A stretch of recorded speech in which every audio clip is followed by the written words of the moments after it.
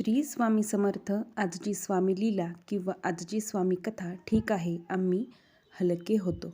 स्वामी महाराज अनंत कोटी ब्रह्मांडाचे मालक आहेत. आपल्या लेकरांसाठी ही माऊली सगुण रूपात अक्कलकोटमध्ये प्रकट झाली आणि अनेक लीला करून त्यांनी भक्तांचा उद्धार केला. स्वामींच्या लीला आपल्या जनसामान्यांना कळण्याच्या पलीकडे होत्या आणि आहेत. अजूनही स्वामी अनंत लीला करून आपल्या भक्तांचं सर्व बाजूंनी रक्षण करत असतात. तर पाहूया कथाभाग. अशीच एके दिवशी स्वामी महाराजांची स्वारी खेडमनूर नावाच्या गावाहून अक्कलकोटकडे येत होती. स्वामी महाराज मेन्यात बसले होते. त्यावेळी पावसाचे दिवस होते. भरपूर पाऊस झाल्यामुळे रस्त्यात चिखल झाला होता आणि त्या चिखलामुळे मेना घेऊन जाण्यासाठी फारच त्रास होत होता. त्यावेळी श्रीपाद भट यांनी स्वामींना विनंती केली की, महाराज, मेना फार जड लागत आहे, आमच्याच्याने चालवत नाही. असे म्हणताच स्वामी महाराज मेन्यातून खाली उतरले.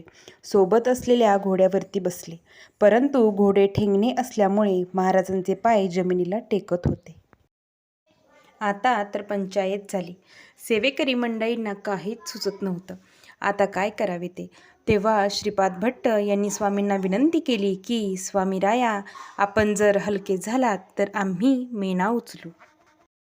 असे म्हणतात स्वामी पोट धरून मोठमोठ्याने हसू लागले आणि ठीक आहे, आम्ही हलके होतो असे म्हणून महाराज मेन्यात बसले.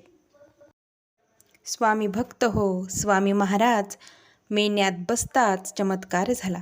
मेना हलका वाटू लागला, तोही अगदी फुलाप्रमाणे.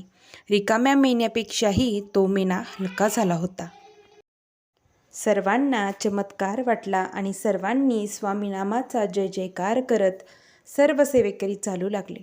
स्वामी भक्त हो. स्वामी महाराज कधीही आपल्या भक्तांना किंचितसाही त्रास होऊ नये याची काळजी घेत असतात.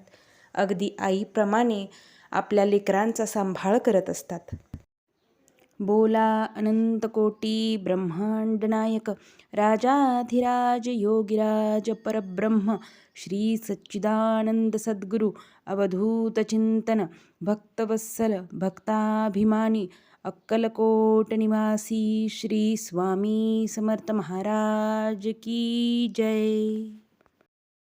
स्वामीच माझी आस, स्वामींची मी दास. स्वामी माझी माय, स्वामींविना शक्य तरी काय. सर्वांना श्री स्वामी समर्थ.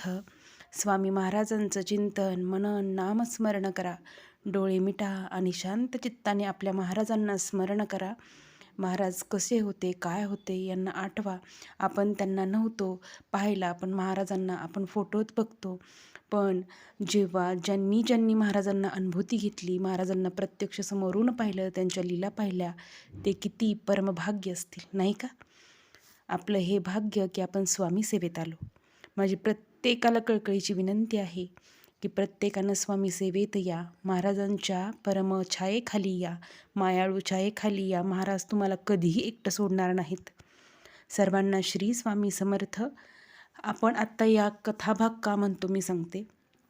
ह्या सर्व घडलेल्या घटना आहेत ज्या गोपाळबुवा यांच्या बखरमध्ये लिहिलेल्या आहेत. अशा महाराजांच्या 1-2 बखर लिहिलेल्या आहेत, पण बऱ्याच जणांवर त्याचे वादविवाद असतात. पण माझा एवढाच प्रयत्न आहे की मला ज्या कथाभाग समजतात ते तुमच्यापर्यंत पोचवावं. कारण की महाराजांच्या लीला अनुभवायला आपण कुणीही समोर प्रत्यक्षात नव्हतो, पण आपलं परमभाग्य आहे की आपण महाराजांच्या सेवेत आलो आहोत. त्यामुळे मला असं वाटतं की या लीला प्रत्येकांपर्यंत पोहोचाव्यात. प्रत्येकाला महाराजांना जाणून घेण्याची इच्छा असते, हे मला माहीत आहे.